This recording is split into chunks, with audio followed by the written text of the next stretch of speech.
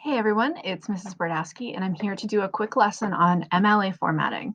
So, MLA stands for Modern Language Association, and it is the way that people who make these wonderful decisions figured out to have English papers for college be written. So, if you're writing a paper for an English class in college or in high school, you're going to use this format because it is the best way to put information out there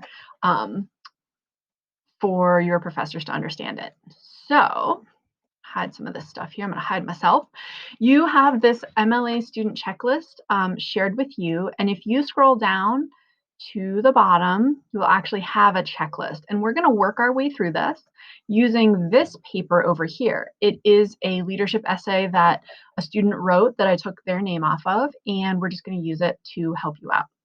So the first thing that we're going to do is write the course information. You want to make sure that you do this in a very specific place so it doesn't show up on every page. So if we look at our example up here, we have a page number. We're going to get to that later. That's in the header, and that will be repeated over and over again throughout the document.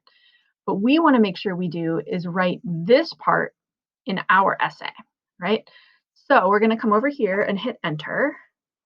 Come back up and go over to the side. So we're going to come here and we're going to write your name. So we're going to call this all the way over Joe Schmo's paper, right? Joe Schmo. And it's for my class. So Mrs. Brodowski is the teacher. English, can we spell it? Honors. And the date. And I recommend actually putting the due date as opposed to the day that you're writing it, because that will help you remember what the due date is if you get confused. So all of this information, if you scroll down to the second page of the essay, should not show up in the top of that second page. And that's your quick check to make sure that you have the course info in the right page or in the right place. So if you need to pause this video, go ahead and pause. Otherwise, I'm going to keep moving on. Next, we have the title. So we want to make sure that the title is centered. And if you don't know, you center the title by clicking on this little guy right here. So if I click on this button, it'll be left aligned and there's a tab there. We're going to keep it all the way to the side and then hit this button, which will bring it to the middle. Make sure that you are not bolding or putting quotes or italicizing this. So we want to make sure bold would look like that. We don't have that. We don't need it to be italics. We just need it to be regular, straight up and down, nice and easy.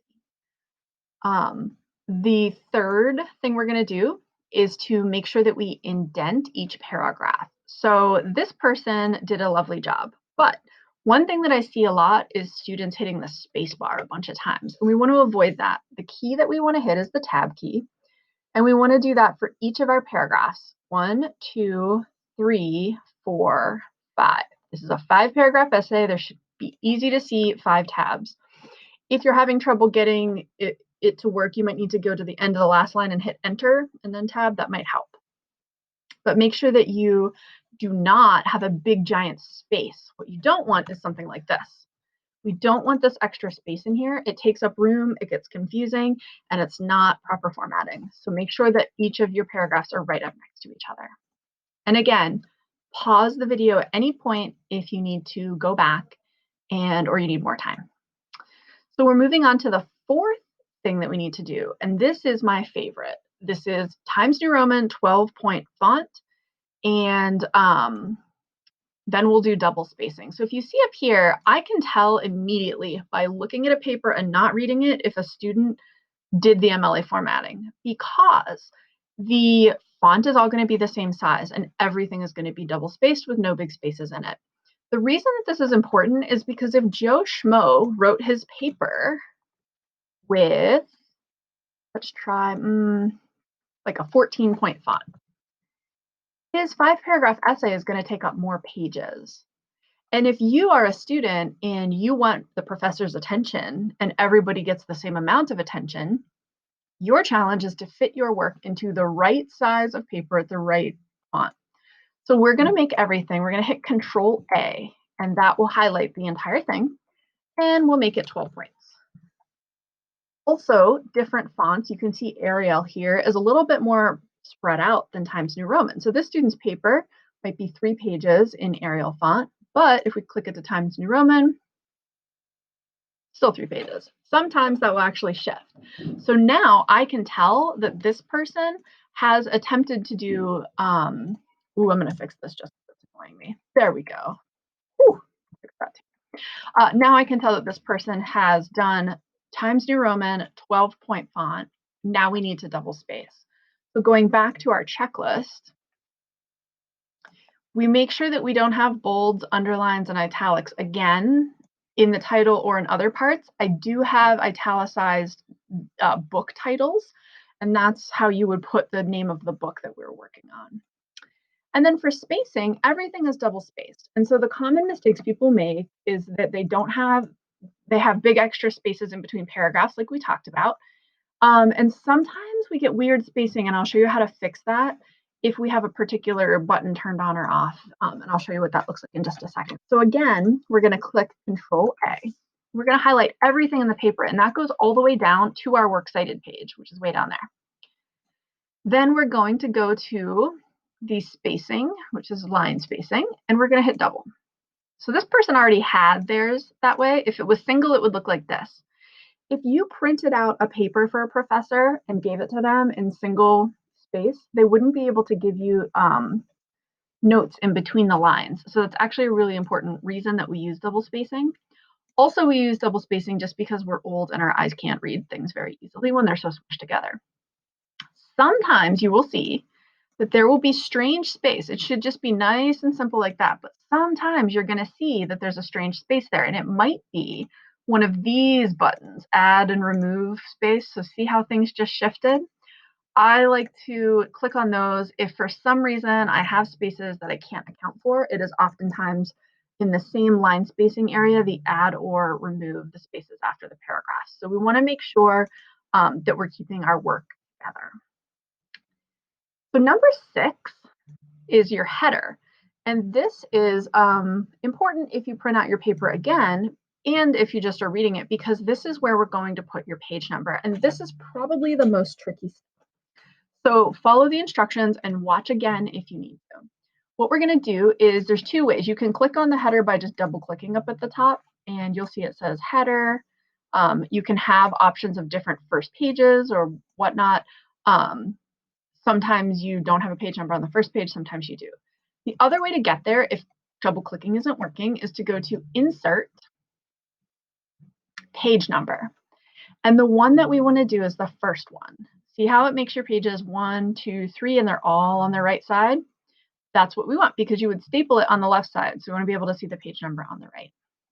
So now I have the page number, and we want to make sure that we move our cursor to the front side and we write the last name, SCHMOE space.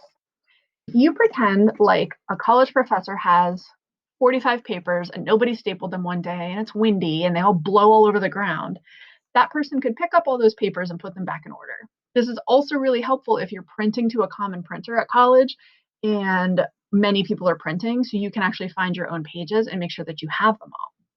So we want to make sure that you do not type the page number. You have to do the Insert Page Number button right here, because if you type it, it will repeat the same number on each page. So right now you should go down and check and make sure. SCHMO 2, SCHMO 3, right? So that's what we want it to look like. Finally, on occasion, Google will cut off the top of this. You can sometimes just move it down one line. And we want to make it Times New Roman, 12-point font. And this is just a little nitpicky thing, but that way it matches the rest of our paper. The header, for whatever reason, doesn't default to the same font that you have in the rest of the page in Google.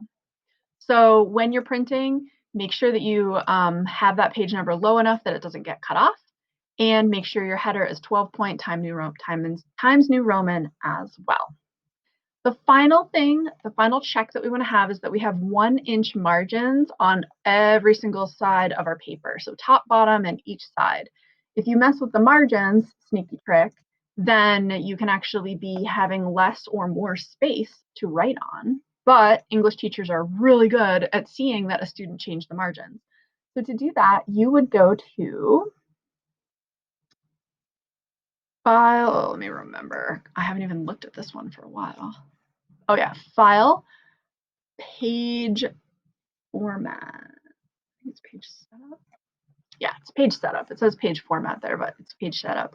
And these are your margins. They should be totally correctly aligned as it is, but that's just how it works. And if they're different than the ones, put the ones in and set that as the default because that's what you want it to always be. So at this point, if you've gotten down to number 7, you have done all of the things to make your paper look beautiful and MLA-like. The last thing is to double check that you have a works cited page. And because this paper is so short, I just have the student include the works cited right here at the end. But you can add a new page by hitting insert, break, page break, and you will automatically have a new page, a 4th page. You want to make sure that your sources are in, and these are 2 sources that we used in class, but you want to make sure that yours are in alphabetical order and that this is all double spaced as well. And we'll get into how to actually cite a source at a different time. So if you have any questions, please let me know, and you're welcome to rewatch and pause. But when you turn in your paper, this paper that looks really fancy like this should be attached to the assignment and turned in on the assignment. Thanks a lot and have a good day.